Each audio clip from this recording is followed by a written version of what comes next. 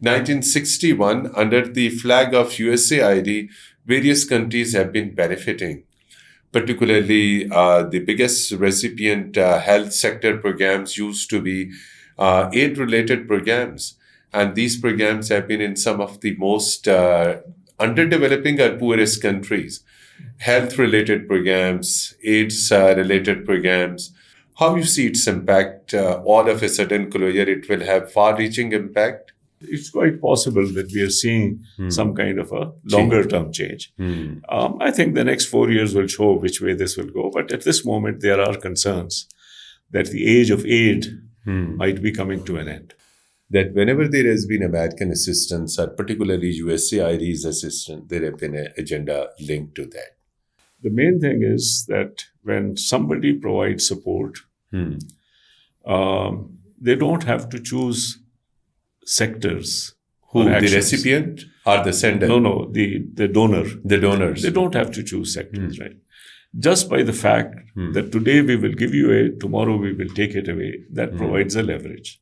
Can we decline the foreign assistance? Can we have better governance system, better financial system, that the funds which are generated are spent rightly, equally? Now, it would have been great for us if government had programs for which we could apply and compete. But the government had no programs. So I think the country really needs to ask itself that, if these things disappear, how are we going to manage? Do you think China will come up to that level, that it will be supporting the areas which earlier used to be supported by Americans? Yeah. Now, China and even Japan, they have a very different aid philosophy. Their aid philosophy is focused more directly on infrastructure.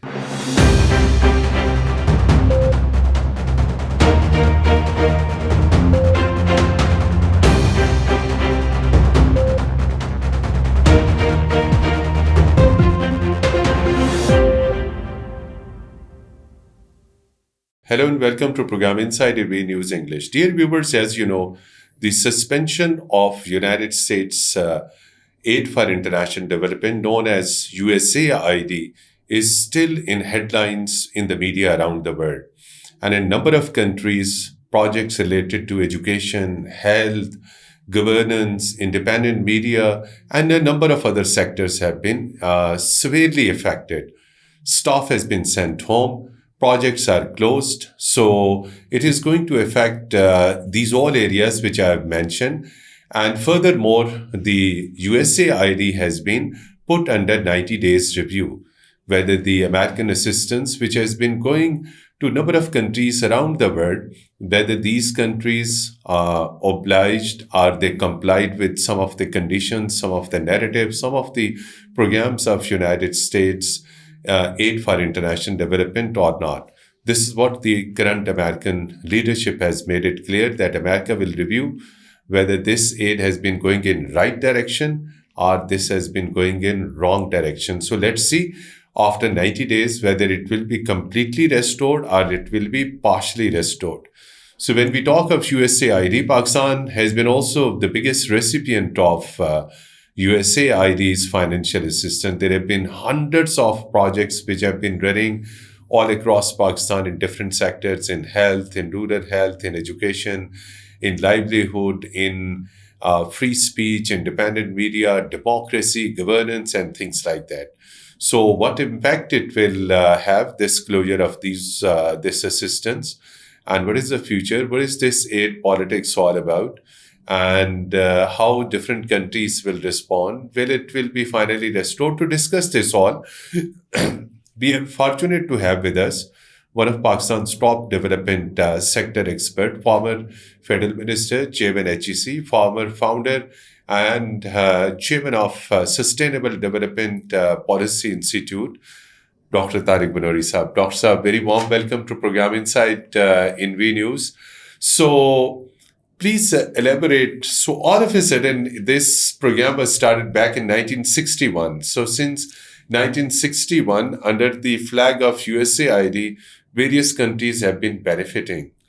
Particularly, the biggest recipient health sector programs used to be aid-related programs. And these programs have been in some of the most underdeveloping or poorest countries. Health-related programs, AIDS-related programs. But our concern is specifically South Asia and Pakistan.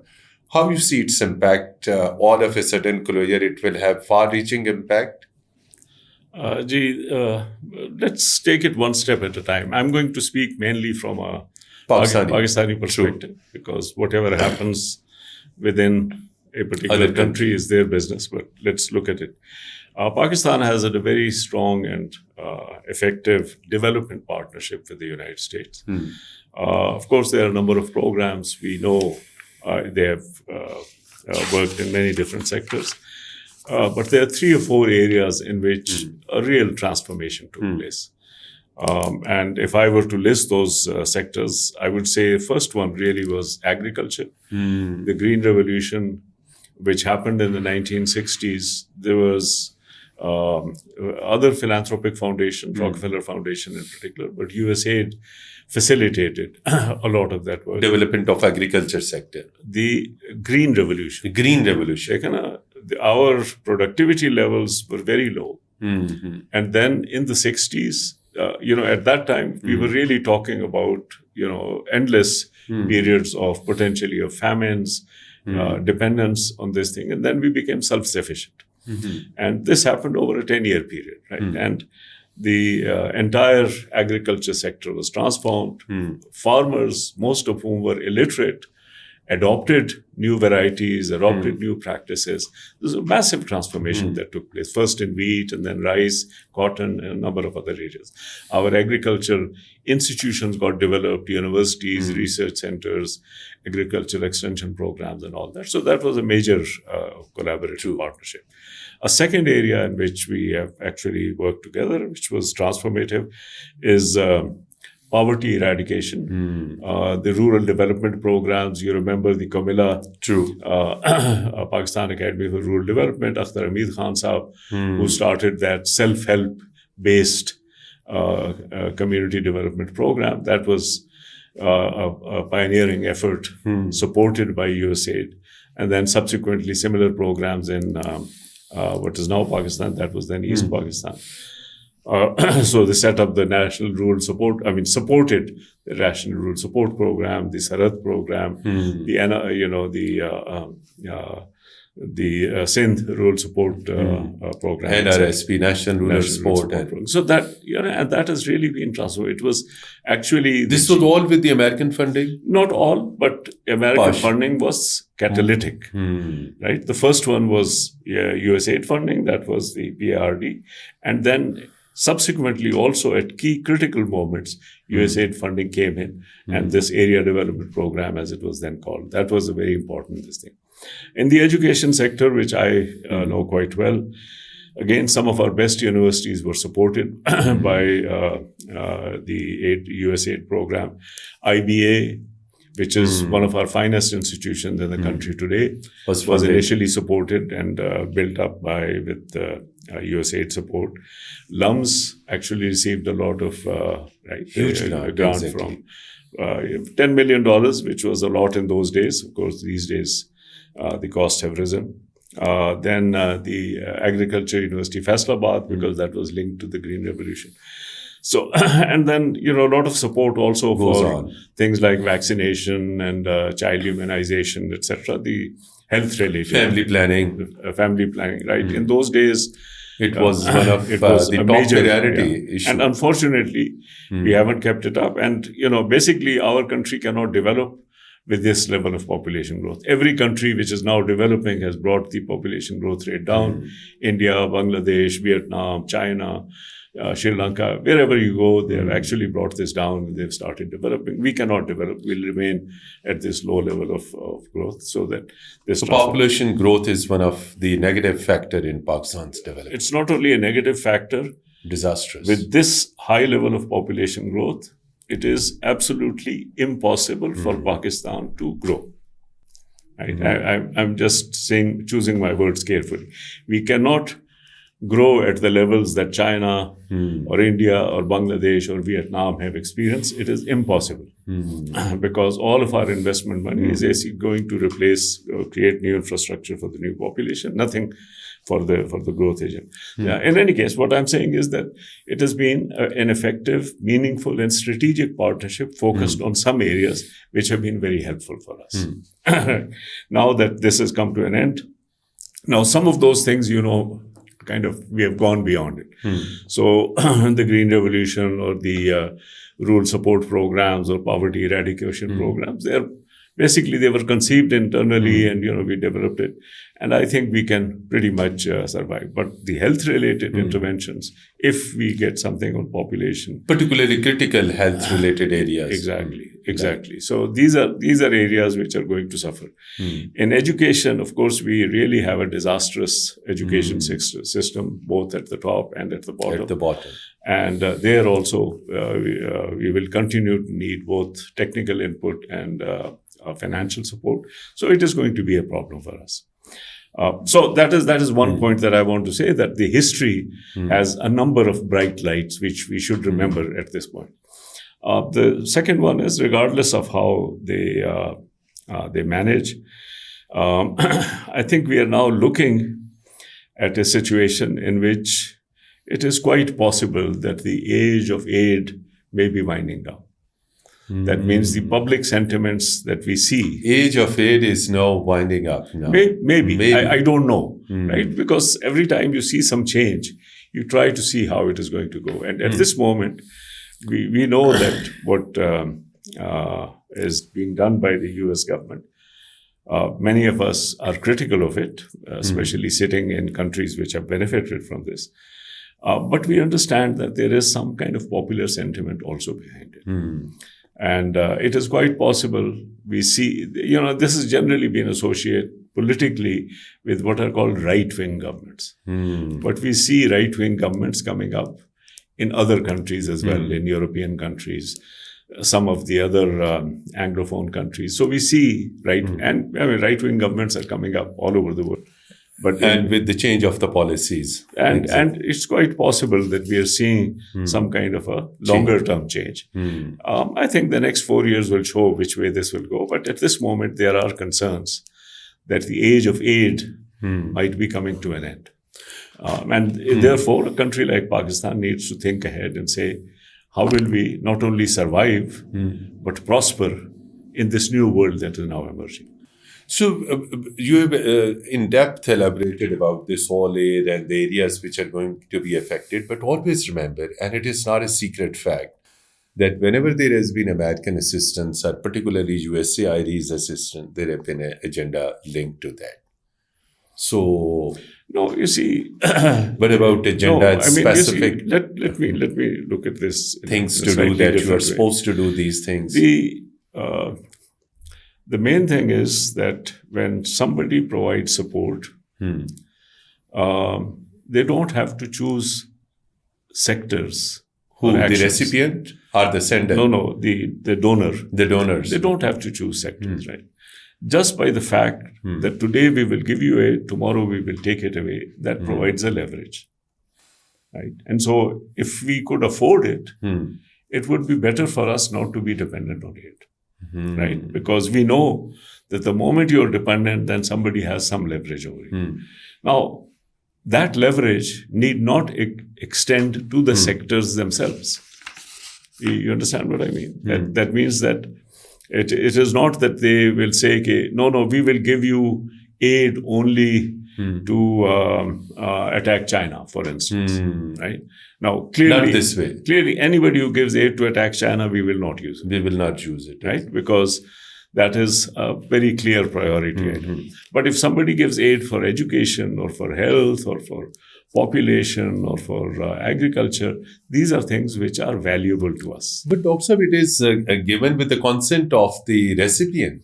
That's right. So it is written in the history that our first Prime Minister, Tariq Khan, was offered and he declined. So can we decline the foreign assistance? Can we have better governance system, better financial system, that the funds which are generated are spent rightly, equally? You see, I'll give you an example. Please. I set up a research center, a think tank in Pakistan called the SDPI, Sustainable Development Policy Institute. Now, it would have been great for us if government had programs for which we could apply and compete. But the government had no programs. The programs which were introduced That are means, the concepts. no, see, the the thing is, SDPI, we set up SDPI because A we think wanted tank. good governance, we wanted which is not visible. we wanted human rights, we wanted environmental protection, we wanted sort of support for specific agendas Reforms, in education, exactly. reforms, education, health. Now, if the government had come to us and said, well, if you do this kind of work, we will provide support, right? Or please do papers on these areas and we will provide support. The government had no programs in that. And even if there were programs, it was very difficult to get them because there was a huge, Bureaucratic setup. not only bureaucratic, there was a lot of corrupt setup, right? So people who were getting money from the government were actually doing through kickbacks and so forth. So it was not easy for us. But at that time, international resources from the UN, from other donor countries were coming in. We didn't get any money from USAID in those days, but we got money from a number of other donors, from Canadians in particular, Norwegians, Swiss. A number of countries were interested in environmental issues and they provided money. Now, for us, it would have been much better if the government were to do it and if the government were to have done it in a merit-based manner. But number one, the government was not interested in doing that. And number two, anything that they did was not merit-based. And therefore, it was almost as if it did not exist, right? It might as well have been on the moon. Even if they offered some money, it was so far. That means we actually created a structure in which a lot of the work that got done because internationally there were some resources available. Now, if those resources are not available, and if the government doesn't do anything to support them, then they will collapse. And I don't think that will be good for the country. So I think the country really needs to ask itself that, if these things disappear, how are we going to manage it? Right? You understand what I mean? That means that, these things are needed. There has to be some kind of a demand for them. And the demand has to be based on performance and practice and competition and merit. And if they're not there, then, there's a vacuum. It is also said, since you spoke about briefly that this element of corruption does exist. Same was said also in this USAID's financial assistant that some of the projects, even we have seen an American official speaking that certain schools were funded and these schools were ghost schools. So I don't think that is correct. I mean, I have been to USAID schools. They do exist. Right? I mean, there were huge programs. I have visited them. I mean, it wasn't part of my official responsibility as chairman HEC, but it was part of my interest as a development expert. So you used to visit around these. And they were of very good quality, right? Now, in fact, some people used to say that they are of much better quality than the environment, right? Environment. That means, everything else was, poor, broken down schools with no windows and so forth. And here was this very beautiful building and so on and so forth. But getting the teachers in there and getting the other infrastructure in there was a problem. But, the main thing is, when a congressman speaks, I don't know, they are not on oath. I mean, they are not on oath. So we have no idea where he is getting his information from. That obviously was not correct. So what are the alternates? Definitely, if after even 90 days review, there will be definitely massive cut in some of the important sectors. So what do you think? China has been supporting Pakistan. So do you think China will come up to that level that it will be supporting the areas which earlier used to be supported by Americans, even CEDA and Swiss and Japanese assistance, and that the different agencies you mentioned, they also supported SDPI, some of the core programs. So finally, whether this global south is in a position to support these projects, including China, including South Korea, including... Well, let's look at it this way. For Pakistan in general, a number of donor countries have been moving away from Pakistan. In part because, there are other countries which are poorer, particularly in sub-Saharan Africa, some of the Southeast Asian countries, so they're focusing over there. They're focusing on the countries which are really poor. Now, we are poor, and because of our population growth and low growth rate, we are now beginning to struggle. But we generally used to have a fairly decent government. We were able to make decisions and so forth. So donors have begun to move away. And there also may be some geopolitics involved that they're moving away from this. So that trend is already there. They're moving to other areas which we think are a higher priority. So it's not clear to me that the other Western donors are going to fill the gap of USAID. Now, China and China factor. Yeah. Now, China and even Japan, they have a very different aid philosophy. Their aid philosophy, they do have, but a different philosophy. It's a different philosophy. Their aid philosophy is focused more directly on infrastructure, right? So they will say, we will build a highway for you. We will build a power plant for you. Economic development, industrial development. Infrastructure.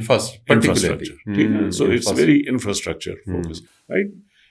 So the soft areas, when you think of education, health, independent media, human rights, these film, are not things, art, culture. These are not things in which they have had. Even Japan, like if you go back to the Japanese aid, their philosophy was very different, right? You build something, let the people manage it, right? So this idea of focusing on the soft sector is much more Western in orientation. So we don't expect that China would all of a sudden change its aid philosophy and say, we are going to become like Western countries. I don't think that is going to happen because they have an institutional structure which works in a particular way. They are not going to suddenly change overnight and do things in a different way. Over the last many decades, other than USAID, what other foreign aid agencies have been contributing in Pakistan? And do you think this continuation of this financial assistance from Canadian, Swiss, Japanese, and there is also to some extent French, and this United Kingdom's Department for International Development also supporting a lot of projects as well. Very big. So do you think this all foreign assistance will continue for indefinite time? Or to some extent, after some time, we will achieve goals? Yeah, well, you see, if you think long enough, let's say optimistically, if we think until the end of the century, you would imagine that all countries would have reached a level in which foreign aid would become unnecessary, as we understand it, right? All the time, this was the philosophy that this is a temporary solution to a particular problem. And that particular problem is because there are such huge gaps in income levels between the rich countries and the poor countries, right? I mean, the order of something like 1:50 or 1:40, that means, we are getting 1 rupee and they're getting 40. Economic inequality. Massive global inequality, much bigger. Do you know that the global inequality is bigger than the inequality in any single country? Global inequality. That means if the whole world were one country, it would be the most unequal country in the world. Do you see it? So now aid had emerged as a solution to this problem. And nobody thought that this is going to be forever. So at some point in time, it is going to wind down. I don't think that the level of inequality has come down to the point where it has become unnecessary. But we can see that other kind of shifts are taking place in public opinion. And it is quite possible that in some places it will begin to wind down earlier than others. So, and a lot of that now has to do with not only with the internal politics, but with the geopolitical stance of those countries, right? Now, we don't know. But at this moment, as far as we are concerned, we think that the level of inequality is high enough, not only in incomes and money, but more importantly in terms of, technical capacity, know-how, ability to do things effectively. And this kind of a transfer will continue to be needed for maybe one generation, maybe two generations, maybe 5 generations, but a finite number of generations. But since last almost, when we talk of 1961, it makes almost more than 60 years Pakistan has been getting this assistance. And last 30, 40 years, this United Kingdom Department for International Development, then SIDA, then number of other countries. To what extent these programs have developed capacities in Pakistani institutions, and particularly sensitivity, not only in local governments, in provincial governments, in federal government, that you have been, throughout in your conversation, you have been talking about this capacity issues. So whether these all fundings that goes up to the billions of dollars over last these 6 decades, there have been any sensitivity on the part of the government that once these programs will close, the government will be able to protect human rights. Government will be able to ensure free flow of information, free media. Government will be able to spend more money on health, education, and it will cut its non-development expenditure, particularly huge money which is spent on protocols and these all things. Dr. Saab. Let's put this in 2 separate boxes. One issue is that ultimately, as a citizen of Pakistan, I want our government to be responsible for protecting human rights, for enhancing welfare governance, of people, for investing in education and so forth. Human resources. And it pains me. It pains me that the governments that we have had have been so hostile to these agendas. I know I have dealt with higher education. Every government I dealt with was hostile to higher education, right? They did not want to fund it. They were, interfering with it. They were siphoning money away from it. They were trying to misuse and, trying to interfere. But simple question, no education, no development then. So the thing is that we want, as a citizen, we want our government to be responsible. We want our government to protect our rights. We want our governments to take care of all of these things, and our government then to use the aid as it sees fit. Now, we have a situation in which the government doesn't seem to be interested. And at that time, the aid then began to fill a particular gap. And it is materialized through non-governmental sector. Yeah. So now what we are seeing is that maybe if the aid begins to come down, if we are lucky, the government will actually become more responsible and actually become better government. Right? If we are lucky. You think so? No, it's assumption. Don't ask me.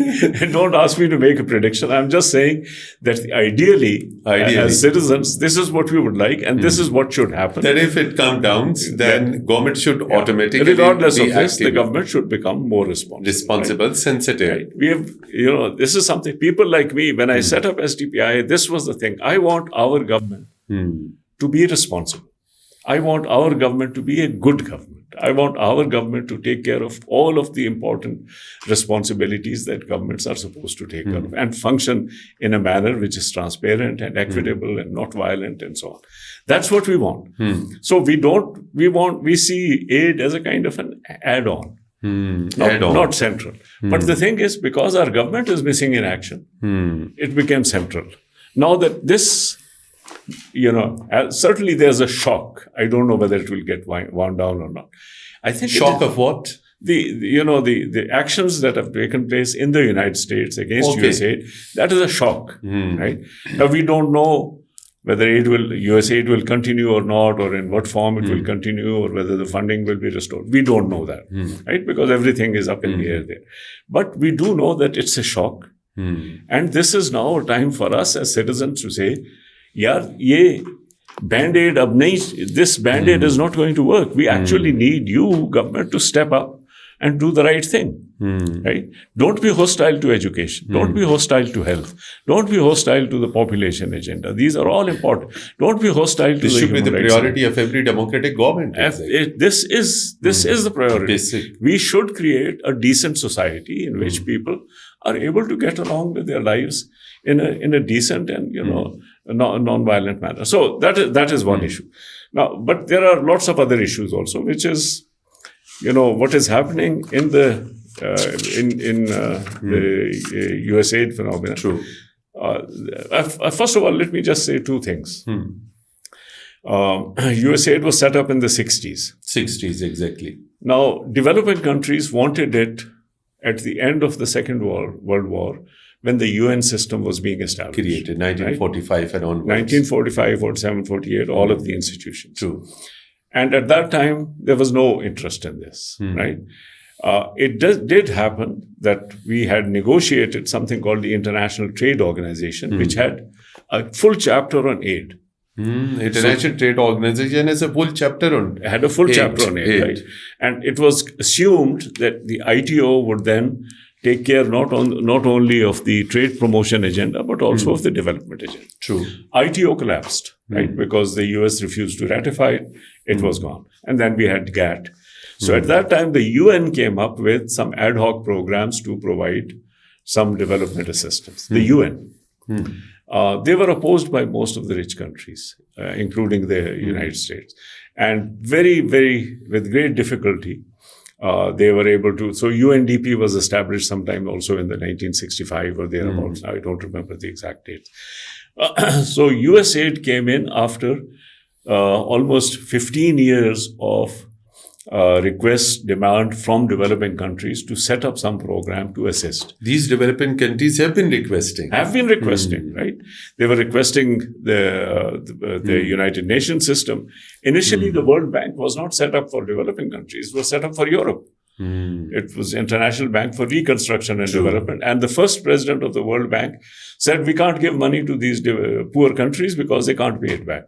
So World Bank, which is now the major funder of infrastructure. It's not aid, it's loans. But the World Bank, which provides loans to most of the developing countries, for the first 10 years, didn't give any loan to developing countries, right? So, there's a long history behind it. But in the 60s, there was great confidence. There was feeling that, the growth would continue.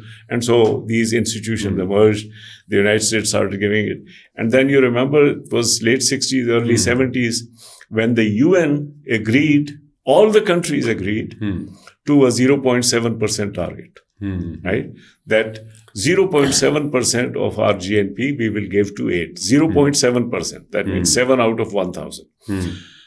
The US has never reached anywhere close to it, maybe 0.1, 0.15%. But some countries did, Netherlands and I think Sweden and Switzerland and, a few countries did manage to. And the UK at one time also reached 0.7%, in fact, even exceeded it. But now we see that even that 0.7% target is now almost gone. Nobody talks about it anymore, right?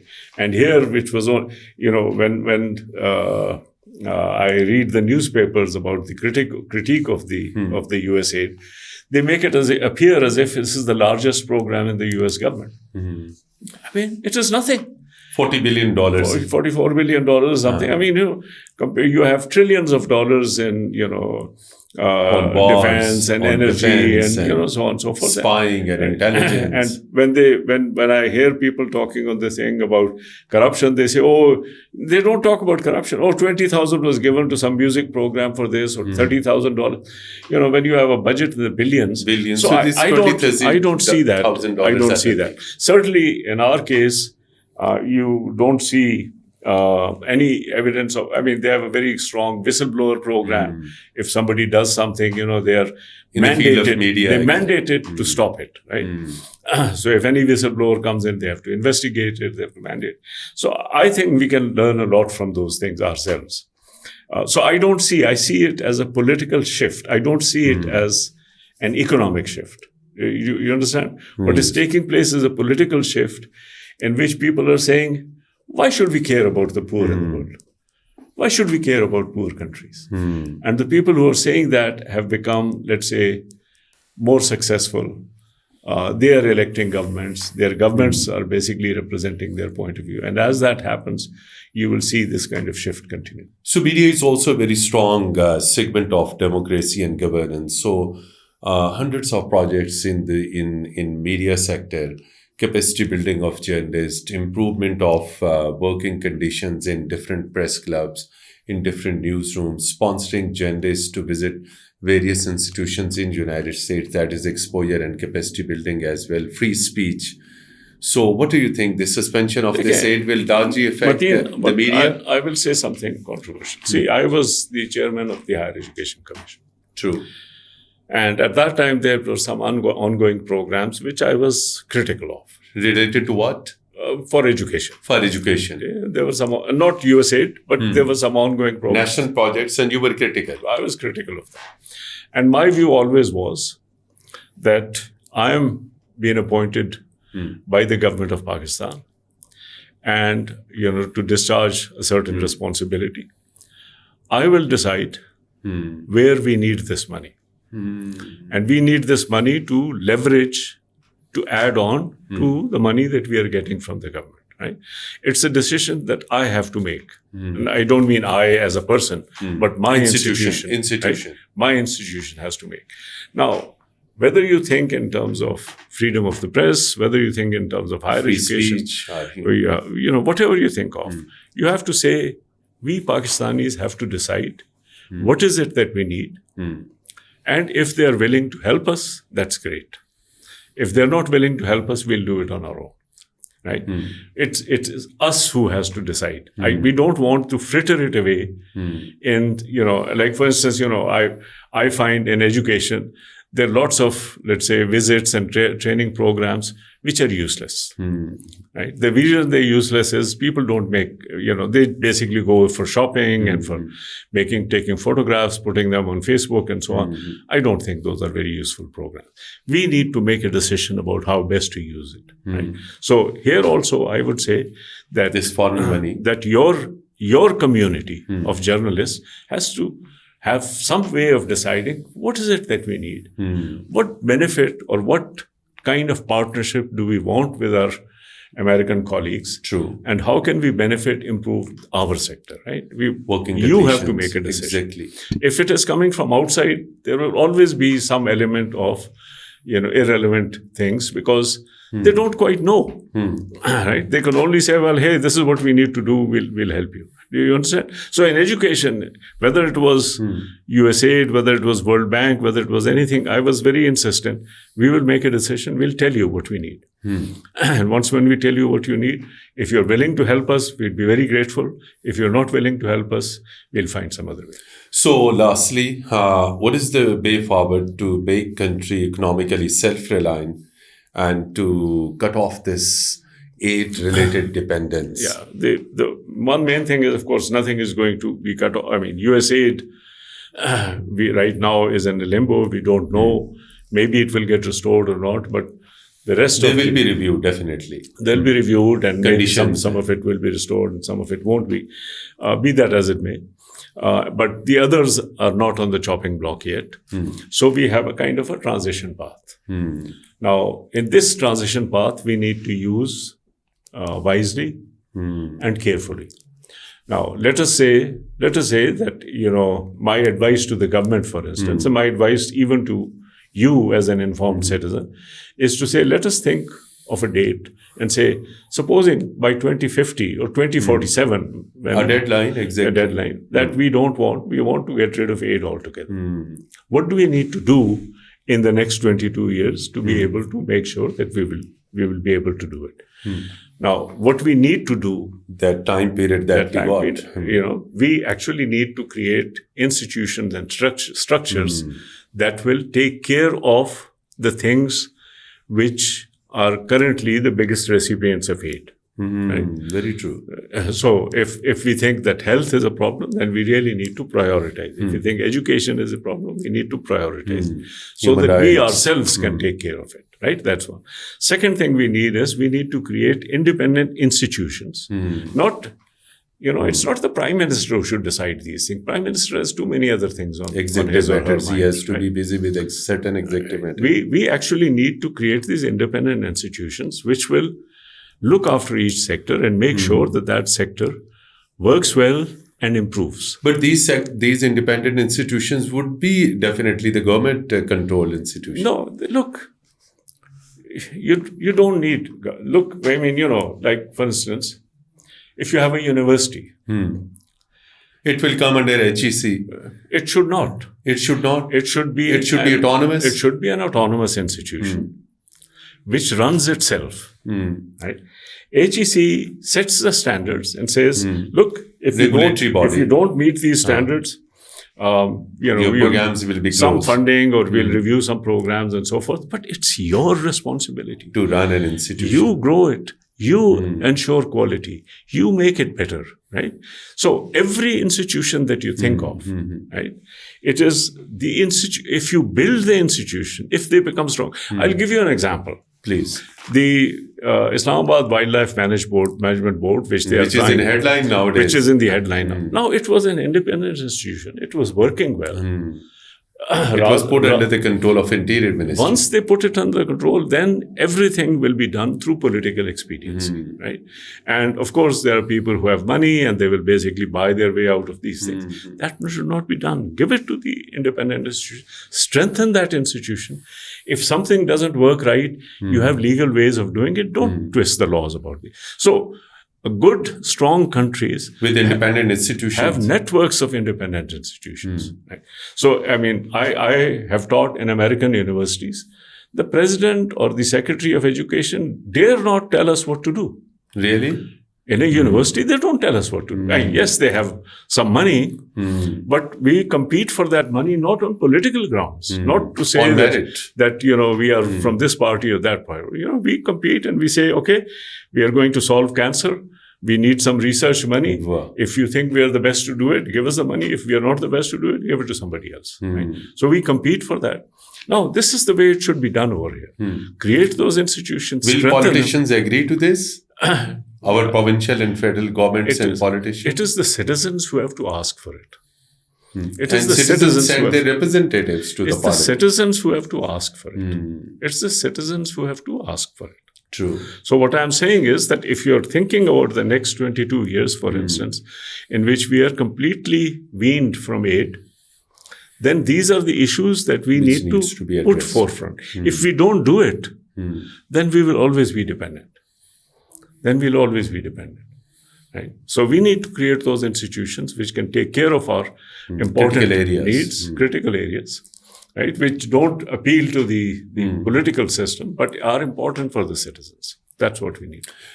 Indeed, what Dr. Tariq Banuri Sahab said, that there has to be certain institutions in Pakistan, and these institutions should independently run policies and take care of some of the most critical sectors and areas which are currently being looked after with foreign assistance. So at a certain time period, maybe next 10 years, 20 years, 30 years, there should be a deadline. And when that deadline comes, we should say goodbye to the foreign assistance and hand over these all areas by that time, so that our strong institutions could look after these all areas related to health, education, free speech, human rights, governance, combating corruption, and these all things. Dr. Tariq Banuri Sahab, despite your busy schedule, you participated in our program and responded to some of the critical questions, to some of the very critical issues, that foreign assistance and how this foreign assistance impacts our policies and our system and things like that. Thank you once again. And dear viewers, we hope that as usual, you will definitely watch and like this very vibrant and thought-provoking conversation. Till our next program, goodbye and Allah Hafiz from Studios.